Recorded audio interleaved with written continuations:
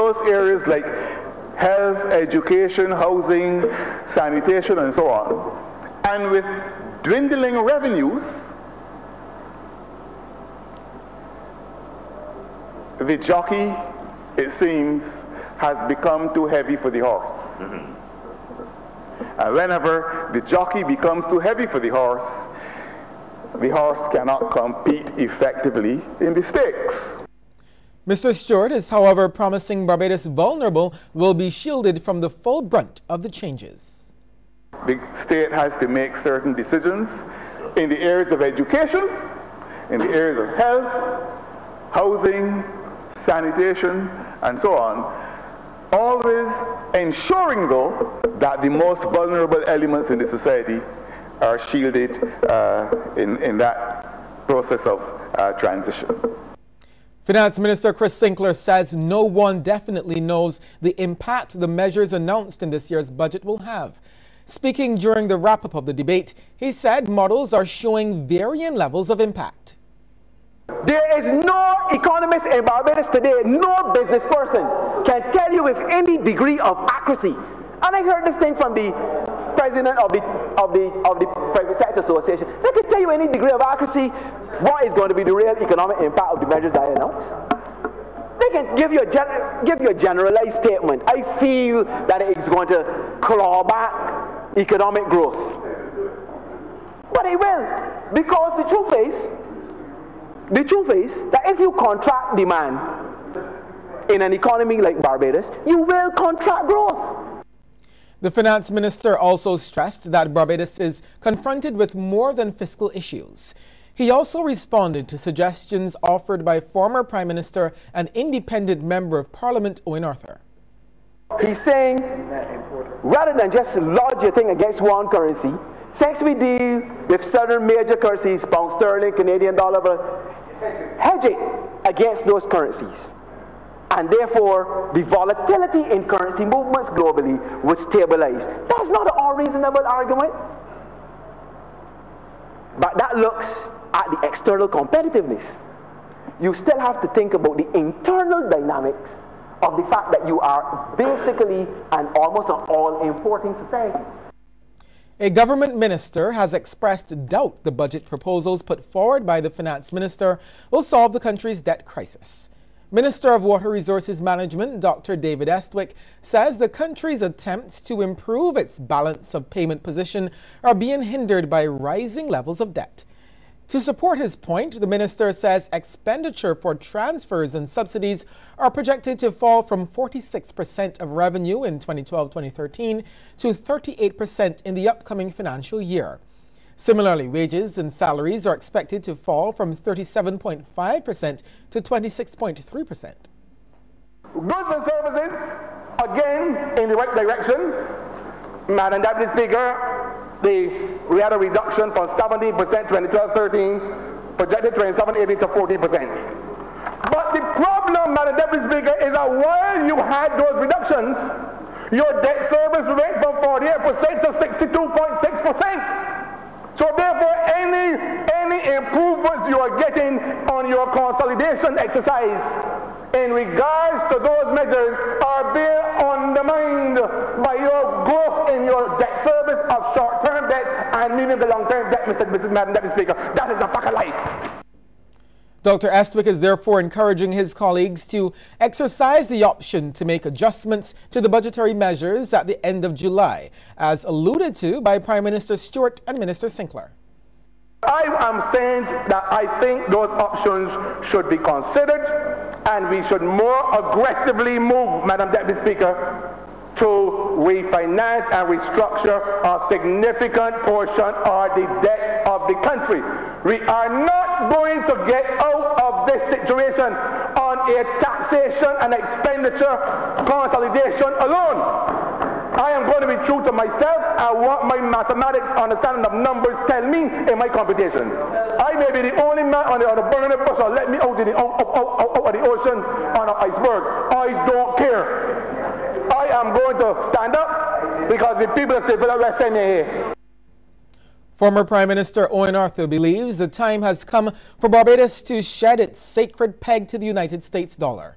Mr. Arthur says the island should go the route of Singapore and utilize a basket of currencies. In his reply to the budget, Mr. Arthur therefore submitted a document to the House outlining a proposal for a basket of currencies with 40% to the United States, 40% to the UK, 10 to the euro, and 10 to Canada. Singapore currency used to be linked to the British pound. Then it was pegged to the United States dollar. But Singapore said, but that is not working for us. And Singapore now has a currency that is pegged to a basket of currencies. And they allow it, sir, to be set and reset every so occasionally.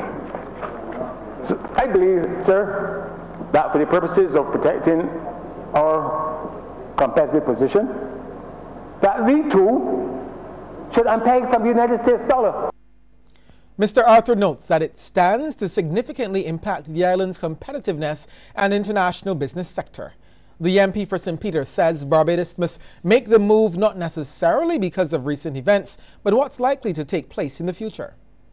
The word has to do with a man called Trump.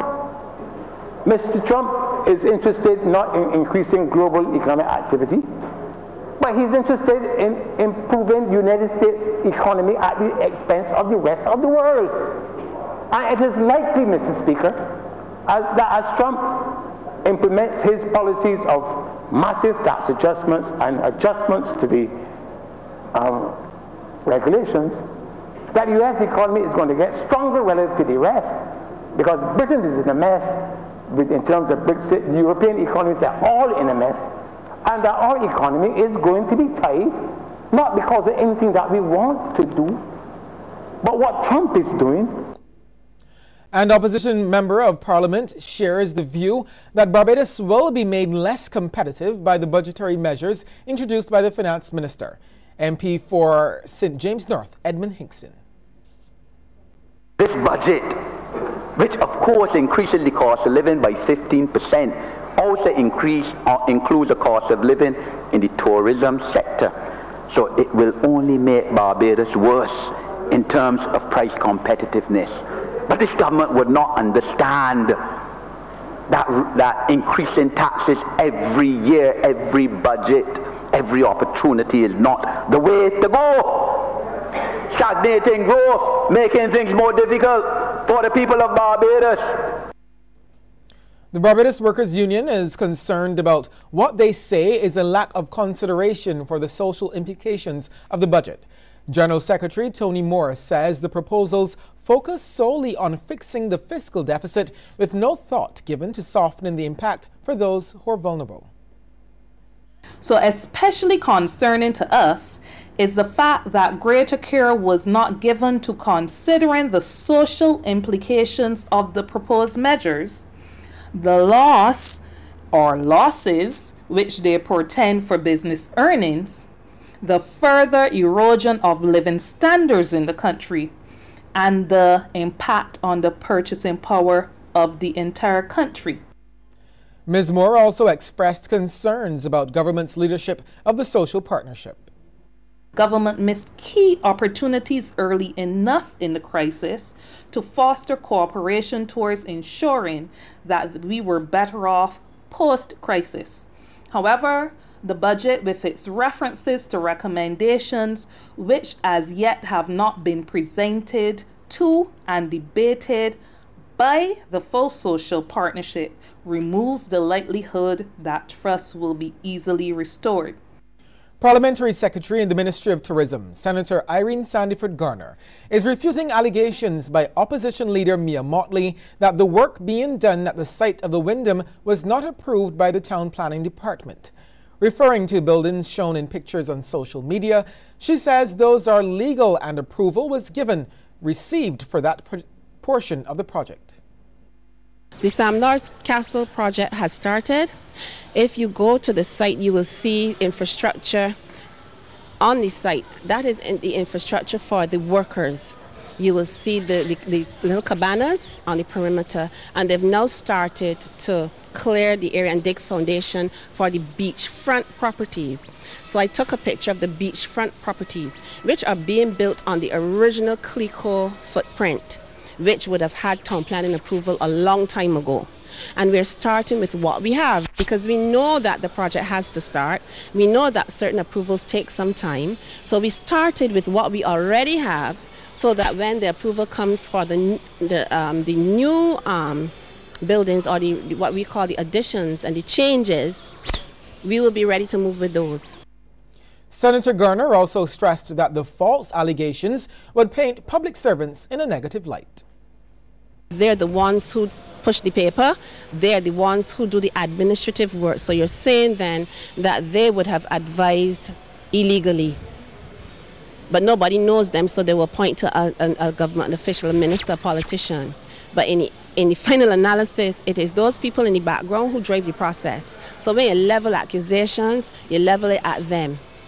You understand? And you level it at town planning too, because you're saying then that the people at town planning would sit idly by and watch us break the law. Okay, we'll take a short break here and come back with more news.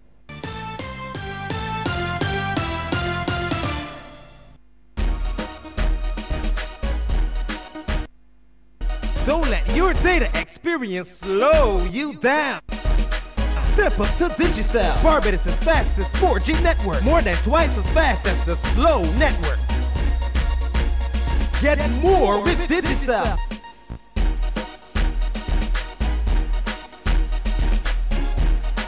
Digicel, the fastest 4G network in Barbados. Dial *153# to sign up to Digicel today. Have you or someone you know been diagnosed with diabetes? If so, it is important that you know about Glucerna. Glucerna is a nutritional supplement for people with diabetes and contains Carb Steady, which helps minimize blood sugar spikes. Manage your diabetes with Glucerna. Glucerna, nutrition for people with diabetes, designed for you. I am Kurt Thompson and I'm a manager at a hardware store here in Barbados. My biggest hobby is motorsports. I recommended Beacon Insurance to my niece, Carissa.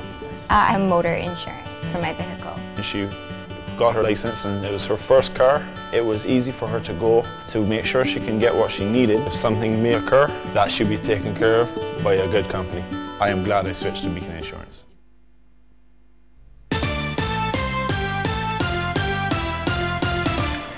The Ministry of Health is investigating reports of impetigo at a primary school.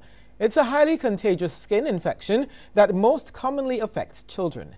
A team from the Environmental Health Department and the nursing staff from the Ministry of Health visited the Vauxhall Primary School following a story being circulated in social media that children there were infected with impetigo. Following discussions with the principal and teachers, it was discovered that only one student had the condition. Based on investigations, no other students were found to have any rashes on their skin. The team noted that the school had followed its reporting system for when a child has a rash, for example, ringworm on their skin. As Barbados commemorates the 30th anniversary of the death of the Right Excellent Errol Barrow, citizens are being encouraged to reflect on the work he would have done to transform the island. That advice from Dame Maisie Barker Welch. She was one of two panelists in a discussion entitled The Life and Times of Errol Barrow at the Democratic Labour Party's headquarters. The former Prime Minister, the island's father of independence, died on June 1st, 1987. He spearheaded developments in education and other social services. As you will notice, all of the things that he stood for and he made happen in Barbados are still here, still with us. The insurance, the education, the health, everything.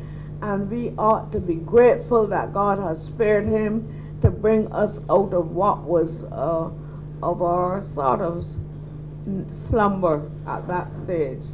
And I am sure that we ought to be also telling, we shouldn't keep it to ourselves, we ought to be telling the younger people, the youngsters of Barbados, we ought to acquaint them with the works of this mighty man. Fellow panelist Margaret Knight urged Barbadians to internalize one of Barrow's key speeches, the mirror image. What is the mirror image of yourself? And I think that people should look at themselves and And I think he was referring mostly to Bajans just leaving and going to New York and Miami and everywhere. And he said, so I would say that is what you should live up to. What is the mirror image of yourself? A man was shot and injured this morning while trying to disembark a route taxi. The incident occurred around 10:15 at Vauxhall Main Road, Christchurch. Police say 20-year-old Raheem Farnham of 2nd Avenue, Vauxhall, was injured in his left forearm and his left side from a single gunshot. He was transported to the Queen Elizabeth Hospital by private vehicle for medical attention. Police preliminary investigations have revealed that Farnham boarded the route taxi along Vauxhall Main Road and saw a man he knew. According to police, Farnham then told the driver he wanted to get off the van, and while trying to do so, the man pulled a gun and shot him. Just days after being officially welcomed as the Democratic Labour Party's candidate for the St. Michael's South East constituency, Rodney Grant has hit the streets to canvass. The candidate, along with DLP General Secretary George Pilgrim, spent the morning and afternoon in the area. Mr. Grant says he wanted to follow up on some of the issues affecting constituents. It's a kind of a peculiar constituency. It has also upper class, middle class, but definitely the larger percentage is what we would call working class people. So obviously there will be a lot of issues that we have to deal with. My concern is the pace at which certain institutions may be dealing with some of the problems that will face some of the constituents. Although, as he said, he laments the pace of institutions in dealing with the needs of ordinary people, Mr. Grant says no single government is to blame. And this has nothing to do with any particular government. I think all governments over time have attempted to do some level of reform within the public sector. And definitely we have to find a greater pace in which we respond to the needs of ordinary people. The cruise industry rakes in $35 million for Barbados each year, but efforts are being made to increase this figure and ensure more Barbadians benefit from it. And the Barbados Tourism Marketing Inc. and the Barbados Tourism Product Authority joined forces to stage the inaugural Barbados Cruise Town Hall meeting. Rianne Phillips reports. Just under 100 stakeholders in the local tourism industry attended the Cruise Town Hall.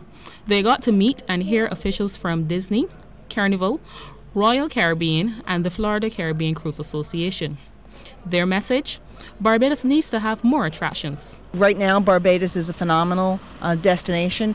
It provides a super satisfaction to the passengers, but what we need is to have that extra oomph to be put back into the product, and that's where Barbados is going to get to, because your private sector is looking at ways to improve. And officials are actively working on solutions. We have a situation where we can furnish, and we're getting ready to furnish persons with research information so that you know when X type of profile is coming to Barbados. The Barbadians making wonderful local chocolates and beautiful body creams, local jewelry, local bags. I mean, so many different things are happening in Barbados, but a lot of these entrepreneurs somehow have not broken into the visitor economy. And our job is to create those pathways. We will allow our Barbadians to get their piece of the tourism pie, which will also allow us to rejuvenate and diversify the tourism product and differentiate it, which means to set it apart from the rest of the world by telling the Barbadian story. Many were pleased with the discussions from today's town hall. Seminars like these we've been asking for a very long time. I'm very pleased this morning with the Junior Minister of Tourism have put on such a seminar of this vein at this point in time. It came at the right time in the off-season, and one of the major challenges when we speak of an off-season, I'm as a businessman and all of my members who operate in the port, we really can't take an off-season in the cruise ship industry. It's too long of a 5-month barrier only operating with 2 ships a week. So I would hope that seminars like these will be able to bring some more ships back to shore to Barbados. I really was happy that we were invited to this meeting this morning. This workshop was beneficial. I am so sorry that all of Barbados couldn't be present because we need to push our tourism product further. And we know we're doing things, but there's more to be done. There's a spirit of excellence that need to exist within this land so that we can change mindsets, so that we can help our economy. Cruise tourism grew by over 18% for the first quarter of this year. Barbados also welcomed over 300,000 cruise passengers. Rianne Phillips, CBC News. Thanks, Rianne. Barbadians are still not taking hurricane warnings seriously. According to Director of the Department of Emergency Management, Carrie Hines, the DEM is working to make people more responsive. Ms. Hines was speaking at a press conference to mark the official start of the 2017 Atlantic hurricane season. Lisa Lord reports. The Department of Emergency Management has embraced technology in its effort to get its messages out. It will introduce an app to update the public about emergencies or any other developments. Director Carrie Hines says the DEM remains worried about the response to national shutdowns. We definitely need to be with the times and be able to disseminate information rather quickly. Because at the end of the day, it is important in terms of us fulfilling our mandate, in terms of our disaster management services and trying to reduce any damage and save lives. Ms. Hines was speaking during the 2017 Atlantic Hurricane Season Media Conference. The DEM is also working closely with the Barbados Council for the Disabled to ensure that its members are safe if a hurricane strikes. However, while welcoming the effort to assist disabled people, the president of the council says that bathrooms at hurricane shelters need to be properly maintained. There still seem to be a number of challenges with the manner that many of the bathrooms at these shelters are maintained. These bathrooms must be maintained and checked thoroughly prior to the start of the hurricane season, as they often fall into disrepair. Forecasters have predicted an above-average season this year with between 11 to 17 named storms. It will run until November 30th. Lisa Lord, CBC News. 50 households hard hit by prolonged drought conditions have been selected by the Barbados Water Authority for a free water tank. The 450-gallon tanks will soon be installed across 5 parishes. Manager of Communications and the Rapid Response Unit, Joyanne Haig, says BWA officials are on the ground making the necessary preparations. We are in the process of installing them. There are site visits ongoing, and we want those tanks installed over the next couple of weeks, and then we'll open up our doors to persons who will actually have to then pay for the tanks at no interest over a 5-year period. Barbadians, meanwhile, have responded positively to the personal tank program, with many making queries to the authority. Teams from the BWA, meanwhile, are working around the clock for a full rollout of the program. That's expected within 2 weeks' time. The authority will be assisting Barbadians in the parishes of St. Andrew, St. John, St. Peter, St. Thomas, and St. Joseph, under a hire purchase agreement if they do not qualify for loans. Its financial partner on the program is the City of Bridgetown Cooperative Credit Union. COB is going to offer various sizes. The BWA will only be offering 450-gallon tanks. It's a full tank solution with a slab, with a pump, a non-return valve. It will be connected to the system in the main. It goes through your tank and into your home. And if the electricity goes off for some reason, there's a bypass system that will be set up that you will still get water in the event that you lose electricity with this specific setup that we are offering at the BWA. The St. Michael's Cathedral is preparing to answer Barbadians' calls for greater church involvement in national matters. Dean of the Cathedral, the Very Reverend Dr. Jeffrey Gibson, says the St. Michael Center for Faith and Action is the culmination of 6 months of extensive planning.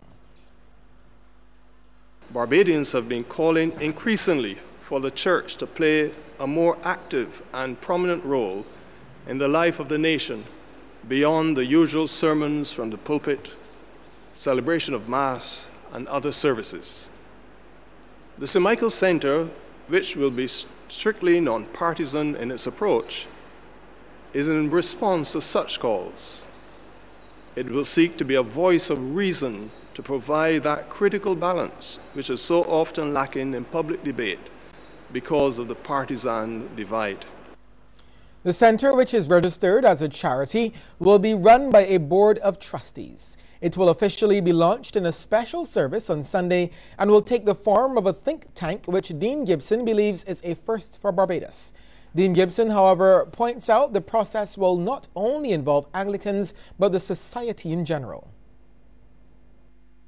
Drawn on persons with the requisite expertise and experience, the Center will explore and analyze burning issues affecting Barbadian society and will put forward solutions informed by an Anglican understanding of Christian theology. Thus, the Center will be building on the rich legacy of the Anglican Church in the promotion of public education in Barbados. The Lester Vaughan School is blossoming with young business executives. Its hall was transformed to an entrepreneurship hub as the PTA held its 4th Going Green Small Business Expo. More from Rianne Phillips. Students were the stars of the Small Business Expo as they displayed their creations. One of the exhibitors was Brianna Redmond. She told us how she got her feet wet in business. My business came around when I was in class 3. My grandmother found some beads and some stems and some earring hooks, and she gave it to my mother from my aunt. So one night I was just laying on watching TV, and they had the pliers, the ones that fix the pipe, and I took those and I put some beads on the stems to bend them and put on the earring hooks. Then it actually looked like a normal earring that you would wear.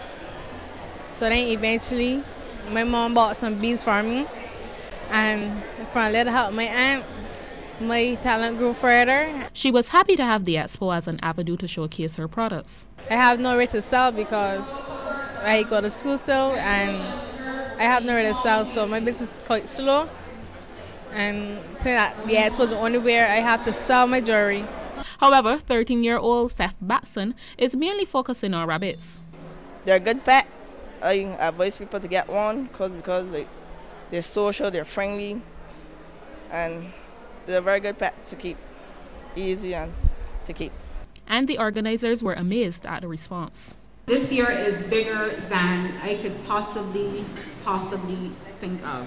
And I thank every one of you for actually taking the time to come here. Principal Major Michael Boyce was impressed and believes it's a positive development for students. I continue to endorse this initiative. I think it's a wonderful opportunity to showcase the talent of students, staff, parents, guardians, and the extended members of the Lester Vaughan family. I think it's a fantastic opportunity as well for us to make some connections and to network and to learn from each other and to go forward. And the fact that it's done at the school provides a good opportunity for us to do that. We are in the business of learning and teaching and learning. I think that's very important. There are plans to make the expo bigger next year. Rianne Phillips, Cbc News. After the break, we'll take a look at stories making headlines across our region. Sunday, July 17th, it's the Flow Soca on the Hill. For the first time, we'll be Patrice Roberts, Lyrical, Tennyson John. Also look out for Ricardo Drew and Skinny Fabulous. From Barbados, we got Peter Ram, Lyric, Allison Hines, Biggie Irie, RPB, and still more to come. Get your ticket now before the price goes up. More at the door. It's the world's greatest soca party at the Foddy Hill National Park. Sunday, July 17th, it's the Flow Soca on the Hill. Community Files. The Department of Constituency Empowerment is once again hosting the National Senior Games. The road tennis competition will be on Saturday, May 27th and Sunday, May 28th at the Warren's Office Complex at 4 p.m. daily. Field events will be held on Sunday, June 4th at the National Stadium beginning at 9 a.m. And the track events will be on Monday, June 5th starting at 8 a.m. at the Usain Bolt Sports Complex, Lazaretto, Black Rock, St. Michael. Admission to the National Senior Games is free.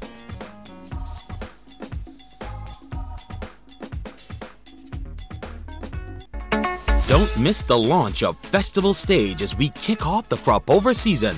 Catch the fever live from BMX 2017 this Saturday at 8:30 p.m.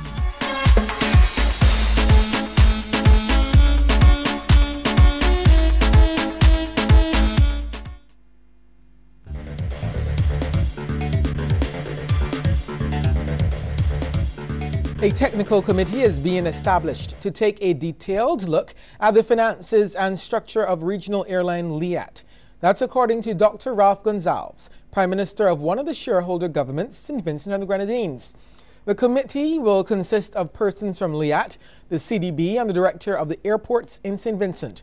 The development comes in the wake of the most recent protests by Liat pilots over pay, which threatened to ground the airline last week. But that technical work would feed into wider work, a wider group, the task force, which would involve all the stakeholders. The technical committee is what it is, a technical committee. But that work would feed into the task force.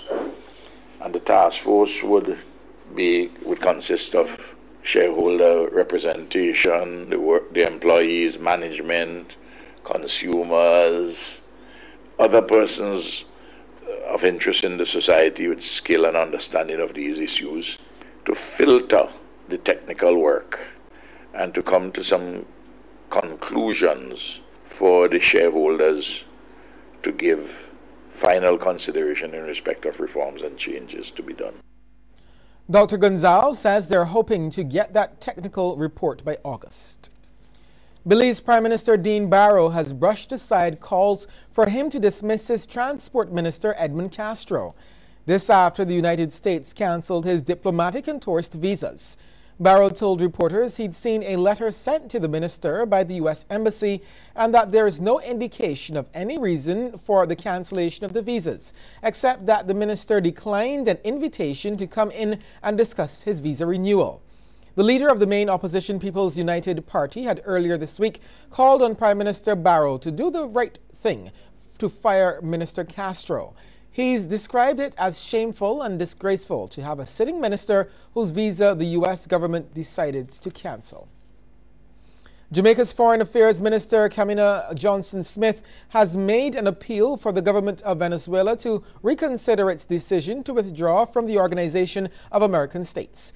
He says Jamaica is gravely concerned by the continued deterioration of the situation in Venezuela and favors meaningful dialogue while discouraging Venezuela's isolation. Venezuela announced it would withdraw from the regional grouping following comments by the OAS Secretary General against the government. A peek into the world of sports is just ahead, but before we get there, here's a tip from Cooperators General Insurance. This tip of the day is brought to you